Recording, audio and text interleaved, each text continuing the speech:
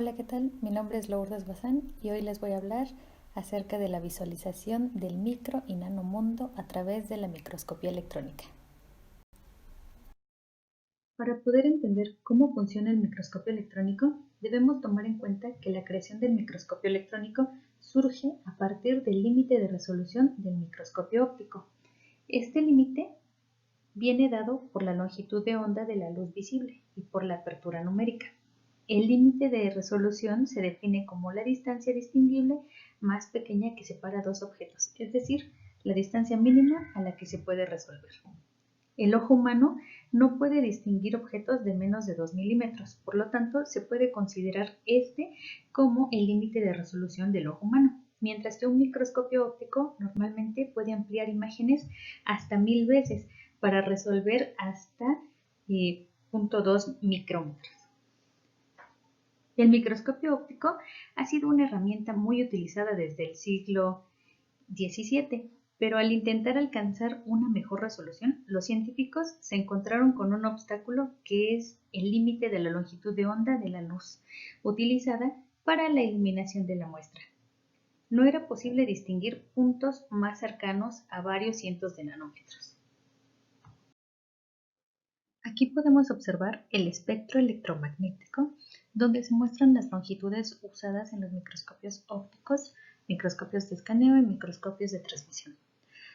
La capacidad de la luz visible para resolver los detalles de la imagen está limitada por su longitud de onda, de 380 a 760 nanómetros. Si la imagen se forma mediante el uso de radiación con una longitud de onda menor, entonces al usar un haz de electrones se puede alcanzar un límite de resolución más alto, ya que cuenta con cuanto menor es la longitud de onda, mayor es el poder de resolución y mayor el detalle revelado en una imagen. Aquí podemos observar cómo a una baja frecuencia la resolución es menor, como en el caso del ojo humano y el microscopio óptico, y a una mayor frecuencia la resolución mejora, como en el caso del microscopio electrónico de barrido y el microscopio electrónico de transmisión. Un claro ejemplo que podemos observar es como una avispa, nosotros la distinguimos con el ojo humano, y la misma avispa a través del microscopio óptico. Y también esta misma avispa, cómo mejora la calidad de la imagen cuando la vemos a través del microscopio electrónico de barrido. En 1920 se descubrió que los electrones acelerados en el vacío también pueden actuar como luz, mientras que la longitud de onda de estos electrones es aproximadamente 100.000 veces más pequeña que la de los mismos. También se descubrió que los campos eléctricos y magnéticos influyen en los electrones de manera similar a como las lentes y los espejos influyen en la luz. Entonces, si tomamos en cuenta esto, podemos hacer una comparación de los diferentes tipos de microscopios. Por ejemplo, en este diagrama podemos ver el diagrama del microscopio óptico, del microscopio de barrido y del microscopio electrónico de transmisión.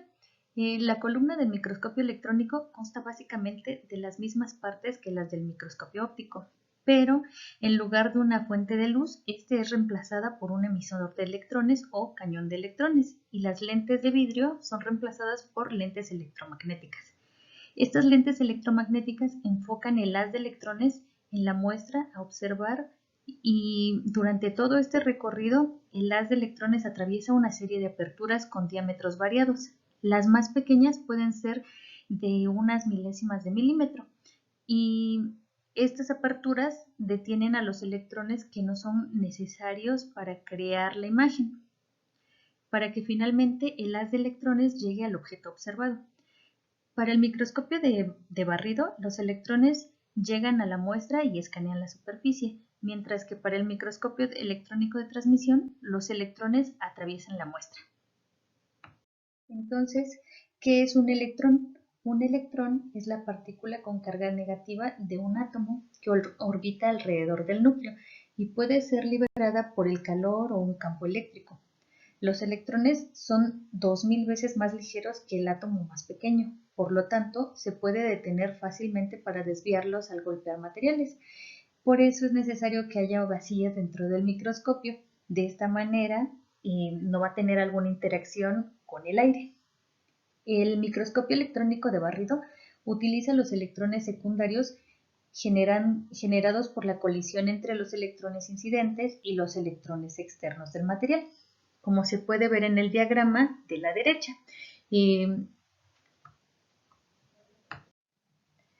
Estos son los electrones secundarios, por lo que la información que se obtiene de estos electrones es información superficial o de superficie. También el microscopio de barrido ocupa lo que son los electrones retrodispersados. Estos son aquellos electrones que interaccionan con el núcleo de los átomos de la muestra y son expulsados de este nuevamente, conteniendo mucha información de la muestra. En este caso, nosotros vamos a necesitar de detectores especiales para obtener esta información que colectaron los electrones. Al tener estos electrones primarios, no solo tenemos electrones secundarios y retrodispersados, también tenemos rayos X, catodoluminiscencia, electrones Auger y, por ejemplo, para lo que es el microscopio electrónico de transmisión, si el electrón atraviesa la muestra, vamos a obtener electrones transmitidos. Haciendo una comparación del microscopio óptico y de barrido, podemos observar en estas imágenes que estas dos imágenes correspondientes al microscopio óptico no nos dan una gran información, mientras las imágenes de microscopía de barrido nos dan la información de morfología, su topografía, y entonces podemos ver que el microscopio electrónico de barrido presenta una profundidad de campo mayor con respecto al microscopio óptico. En este caso, por ejemplo, nosotros de una mosca podemos hacer su amplificación en el microscopio de barrido y obtener una mayor resolución. Este es otro ejemplo de la comparación entre el microscopio óptico y el microscopio electrónico de barrido, donde podemos ver la mejora de la imagen en el microscopio electrónico de barrido. Podemos ver que presenta una gran profundidad de campo y una mayor resolución. En cambio, esta presenta una profundidad de campo corta y se ve un poco difusa la imagen. Bueno, ya hemos visto que la microscopía electrónica de barrido presenta una amplia aplicación y se pueden observar diversos tipos de muestras, desde biológicas hasta inorgánicas como los metales.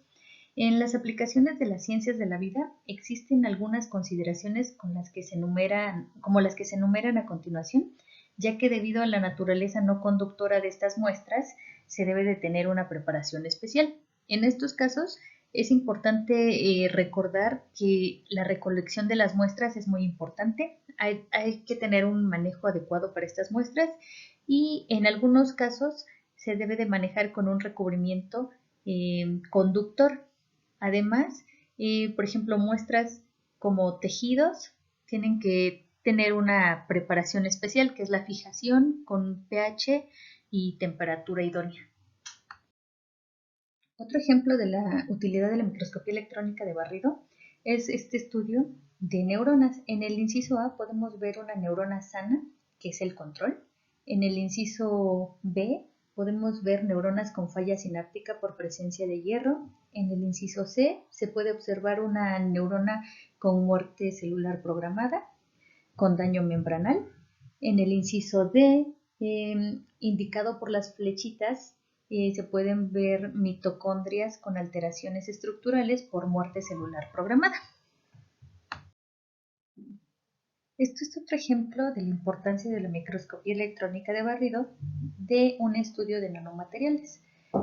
Estos nanomateriales fueron utilizados para el combate contra bacterias. En este trabajo se utilizaron nanopartículas de selenio para inhibir la formación de la biopelícula generada por estas bacterias, que son la Candida albicans. Aquí podemos ver a la bacteria con nanopartículas y la bacteria que está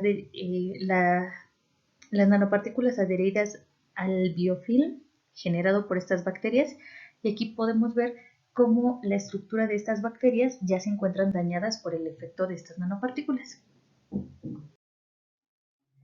Los ejemplos de la utilidad del microscopio electrónico son diversos, como en este caso, donde podemos ver que se tienen garrapatas y cómo se estudian garrapatas sin engordar, con un mediano engordamiento y con un máximo engordamiento. En estas imágenes se puede observar cómo la estructura de estas garrapatas cambia con respecto al engordamiento de cada una de ellas. Se puede ver a detalle la mandíbula de estas mismas, los pelitos que tienen y la estructura en general de su exoesqueleto.